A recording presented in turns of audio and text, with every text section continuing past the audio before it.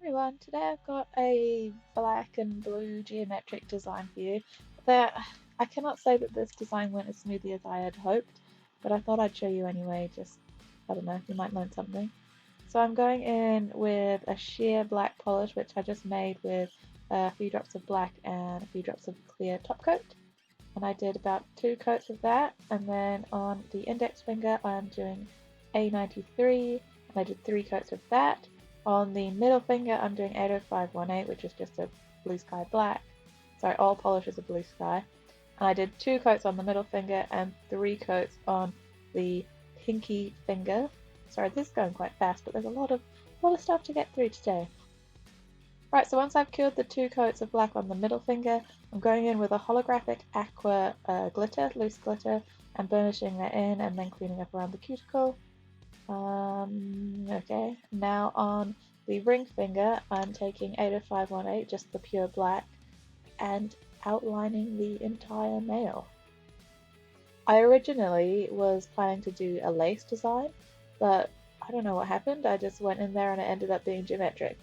So I think this is a good case of, have something to hand. It doesn't have to be necessarily a picture of a nail, but maybe some lace or something so that you can actually work. Because for some reason on this day I couldn't think of any lace design and it ended up being geometric. But luckily this client is a friend, so she doesn't mind whatever I do on her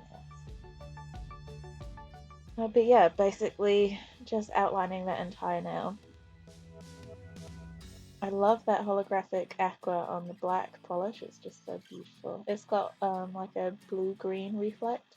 It's not such a rainbow holographic, but for some reason it's still called holo aqua. Right, so I cured that outline and now I'm doing a V at the cuticle. I'm going to do a double V. And like I said, I had no idea what I was doing. And I really 100% recommend that you have some sort of guide, whether it's something you've sketched out with your client or you've just got pre-practiced on the side or something.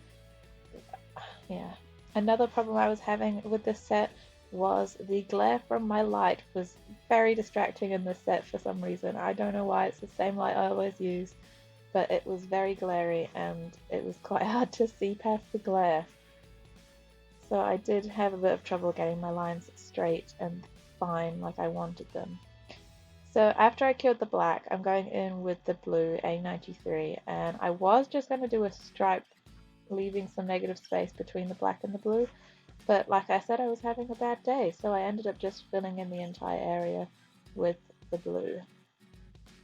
I wasn't worrying too much if I go over the edges at this point because my black wasn't as opaque as I wanted, so I was going to have to go back and do a second coat on the black. So here I decided to do some triangles at the sides. And you can see I ended up making these lines too thick, but like I said, it was a bad day for nail art for me. Just mirroring it on the other side, well, trying to mirror it on the other side. I think it's not actually that symmetrical, but hey. And once that's cured, I went in and did a full triangle of blue, leaving a tiny little gap between the black and the blue.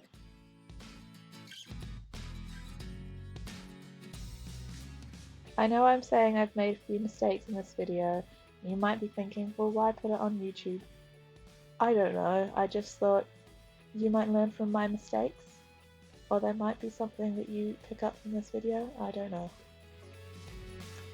Or maybe I'm just being too critical, maybe it's not as bad as I think it is. Once I cured the blue, I went in and did a triangle in the negative space at the bottom, and I also put one in the top as well. Now looking back on this, I feel like I should have done 3 coats of the sheer black. Obviously that would depend on how pigmented your sheer black is. Because I feel like in the end it just looks like negative space, not actually sheer black. But I think it would also look better if it was just a lace and you saw more of the sheer black. Am I making any sense? See, I messed up again. I'm just taking a dry brush and cleaning that up. So now, after curing everything, I'm just going in and going back over the lines to make them pigmented, to straighten them out wherever I've gone wrong. It didn't end up being perfect in the end, but I think it was good enough. Sometimes you just have to take a step back and realize it's not getting any better today for some reason, and just go with it.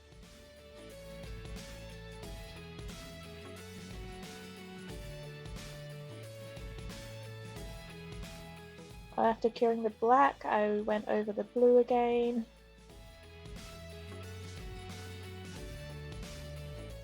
And I think that's all I did for this finger.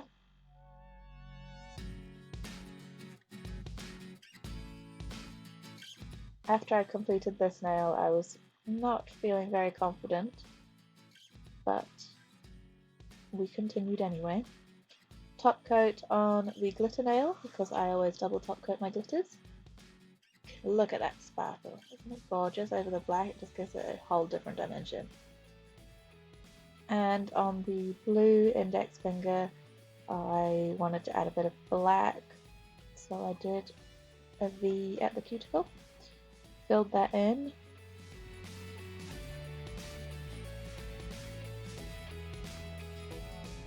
Sorry if you can hear my cat, by the way, she's just sitting right next to me.